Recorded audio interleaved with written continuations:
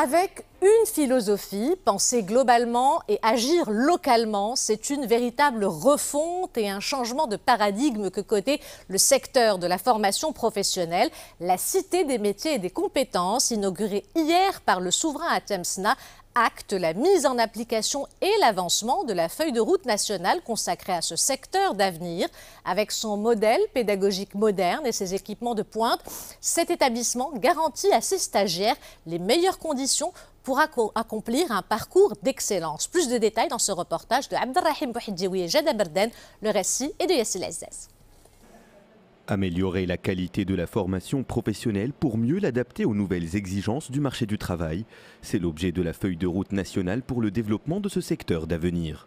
Inaugurée par Sa Majesté le Roi Mohamed VI hier, la Cité des métiers et des compétences de Rabat Saleh Knetra est le fruit de sa mise en application et fait partie des 12 établissements qui ont vu ou verront le jour dans chacune des 12 régions. Grâce à des encadrants formés aux nouvelles méthodes pédagogiques et des installations de nouvelles générations, elle dispensera des formations dans différents secteurs. La Cité des métiers et des compétences de Rabat, aujourd'hui que Sa Majesté inaugure l'Aïsro, est une cité qui a été faite dans la construction de l'intelligence collective en associant plus de 17 commissions sectorielles et plus de 1000 participants. Il s'assoit sur une triptyque de programmes actualisés, de plateformes techniques et de capital humain valorisé. Pour les stagiaires du génie électrique seront formés de telle sorte à avoir des compétences dans les métiers de l'électricité industrielle, de bâtiment, la maintenance, l'automatisme et la régulation. Nous proposons aux stagiaires des formations dans différentes filières, à différents niveaux avec des modèles pédagogiques modernes et des équipements de pointe pour nous adapter aux exigences du marché du travail. Pensé pour favoriser une intégration rapide dans le marché du travail et mettre en adéquation les formations dispensées avec les attentes des employeurs de la région, la Cité des Arts et des Métiers propose des cursus dans des secteurs divers, allant de l'agriculture à l'industrie en passant par l'intelligence artificielle. De quoi garantir aux stagiaires un parcours d'excellence, qu'ils soient marocains ou étrangers. J'ai choisi cette cité des métiers et des compétences et particulièrement la filière hôtelière pour bénéficier des équipements qui vont nous aider durant notre formation. J'ai choisi le génie civil parce que actuellement dans notre monde les constructions se développent, donc j'ai choisi cette branche pour que je puisse contribuer dans le développement de mon pays. Je suis très heureuse d'étudier à la CMC de Rabat pour profiter de ses particularités au niveau de l'apprentissage. Avec cette opportunité CMCM, c'est une grande opportunité pour le Maroc et pour les Africains aussi.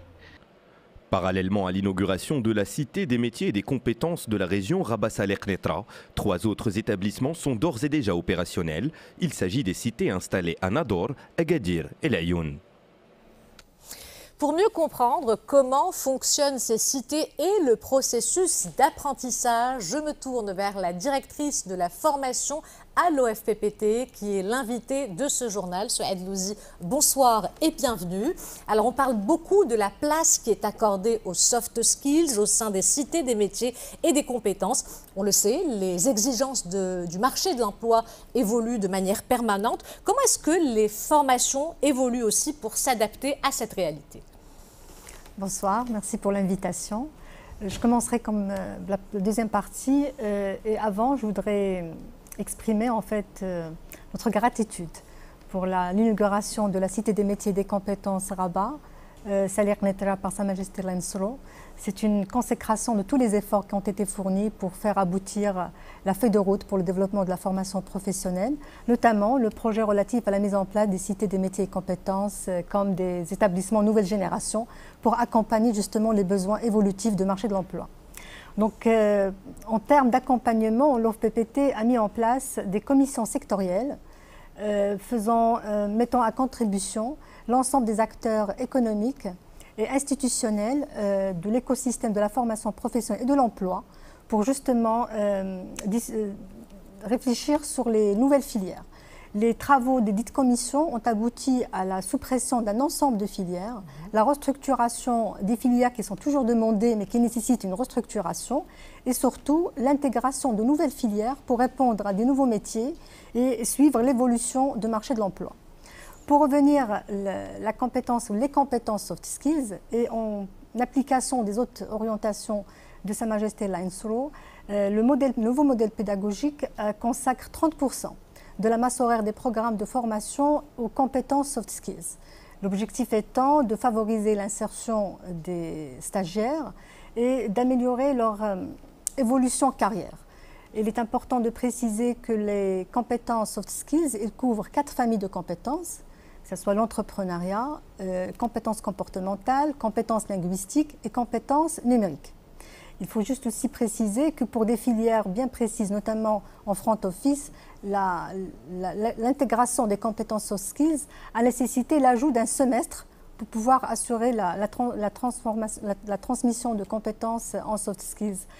Revenons au CMC, des équipements et des salles spécialisées ont été mis en place justement pour accompagner cette transmission de compétences en soft skills. Alors, ces cités des métiers et des compétences ont une particularité, une singularité. Elles s'adaptent aux besoins de chaque région. Comment est-ce que cela est mis en œuvre ? Comme j'ai précisé tout à l'heure, la revue de l'offre de formation est le résultat des travaux des différentes commissions sectorielles qui ont été mises en place par l'OFPPT. Il faut dire que lors des travaux de ces commissions-là, ils ont aussi réfléchi sur les cartes régionaux. En prenant les cartes régionales, en prenant en considération le contexte économique de chaque région. Il faut dire que les CMC sont conçus de façon à répondre aux besoins territoriaux de chaque région. Pour ce faire, des workshops ont été organisés au niveau de chaque région. On présente des représentants institutionnels et économiques pour pouvoir enrichir la carte de formation et l'adapter au mieux aux besoins du contexte territorial. C'est-à-dire qu'aucune CMC ne ressemble à une autre, chacune s'adapte aux besoins de chaque région où elle se trouve. Alors, il y a aussi cette volonté de faire émerger un tissu entrepreneurial local. Comment est-ce que ces CMC accompagnent les jeunes porteurs de projets ou tout simplement les jeunes qui souhaitent s'insérer dans le milieu professionnel? Comme je l'ai précisé tout à l'heure, parmi les compétences soft skills, il y a l'entrepreneuriat. Donc déjà, c'est une compétence qu'on assure à l'ensemble des stagiaires, tout parcours confondu, tout niveau confondu. S'ajoute à ça un programme spécifique certifiant qu'on appelle l'innovation entrepreneuriale qui a été mis en place en collaboration avec l'UM6P et qui permet sur 2 années de permettre une acquisition des compétences entrepreneuriales pour l'ensemble des stagiaires. C'est un programme qui a été entamé l'année dernière avec une durée de formation de 2 ans et qui s'étale sur 3 phases. Une phase de sensibilisation, acculturation, une phase de s'appropriation et de préparation de projets en fin de parcours pour accompagner les stagiaires à concrétiser leur projet entrepreneurial.